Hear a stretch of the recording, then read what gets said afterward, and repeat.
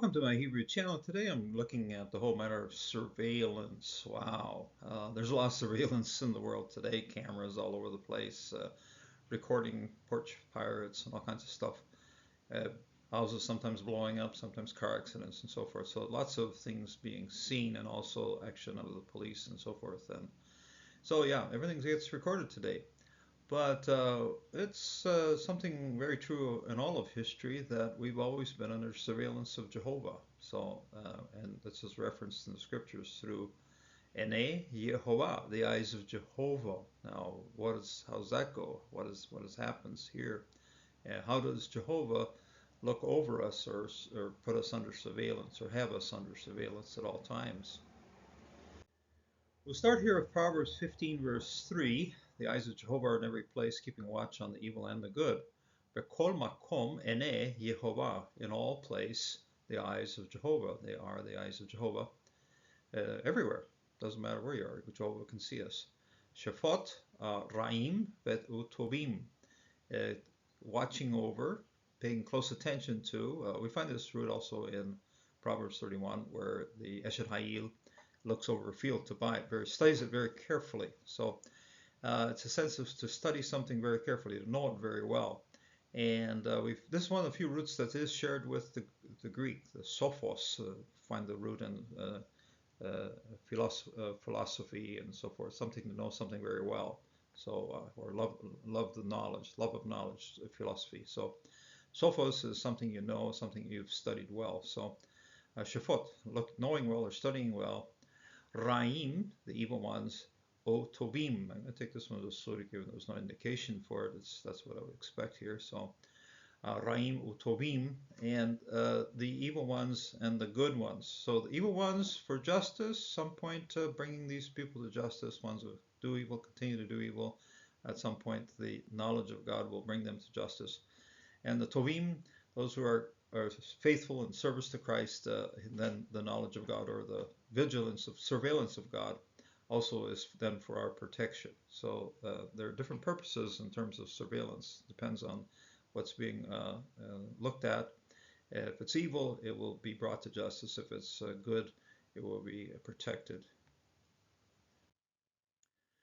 Ene Yehovah, Natsru Da'at. Okay, the eyes of Jehovah guard or take care of, same root as Nazareth, which is a protected place, Nazarene, which is a protected one. And so Natsru protects or watches over. Da'at, knowledge.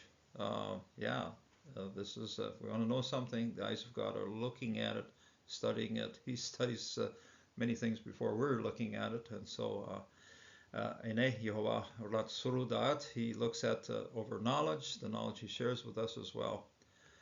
Va Shalef Devre Boged, but he slaps away. Slough is incidentally the English word slap or slaff or slap is comes. I think it comes from this root here, slough, to slough off something. So salef, so that is he slaps it away. Devre, the words of Boged, the traitor. Okay, so the traitor says something, and literally the Lord takes those words and just slaps them off to one side. He does not tolerate evil words from a traitor. Those words are slapped away. Those that are good, those are of good knowledge. I study them and keep attentive notice of it. But those things that are evil, then the Lord just throws them to one side. Psalm 34:15, and we have here both the purposes then of the eyes of Jehovah. Ene Yehovah, El Sadikim, the eyes of Jehovah are on the righteous. Ve Oznav, El Shav Atam, and his ears, or his hearing. This is a hearing, or his ears are open. This is ears literally, but ears that are hearing. So incidentally, ears, a noun can have a verbal function here. So ears that are hearing. El Shivatam, that is the cries of pity or mercy of them, okay, of the righteous. So this is got a suffix pronoun here, and the reference to this pronoun is sadikim. The cries of the righteous ones, the Lord has his ear pointed towards them, listening in closely to the cries of the righteous one. But then the contrast here, pene, that is the face, okay, plural. You can sometimes take it as plural for the two nostrils in the front of the face, but the face. But it's always translated as singular. But you'll see it here, face. It's not, but it is a plural construct, plural form of the verb, of the noun. But it is always generally translated as a singular here. Pene, Jehovah, the face of Jehovah.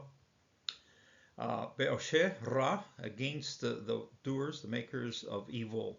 So oshe, that's a participle here. One's doing evil. Okay, be'oshe ra.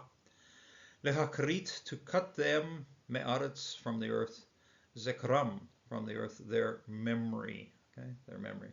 So this one also has a suffixed a pronoun on it, but the reference here is this oshe, oshe ra. So here the referent is to the righteous, and here the referent here is to the Oshe Ra. Their memory will be cut off, cut away, boom, done for. Once the evil person dies, is placed in his grave, the memory gets erased, done for. We don't need that anymore. And if people do write it up in history books, they write about the evil things that happened, and with the sense of, hey, if we've learned from the evil, then most certainly we're not going to try not to repeat it. So if you're going to study evil, study it as for protection, as for wisdom, as to what to do when that sort of thing happens again. So we have to learn from history, otherwise, wow, we're going to be repeating it all the time. And so, yeah, when there is evil, the Lord takes the memory of those people. Those people don't count; they're done for. They will be sent to the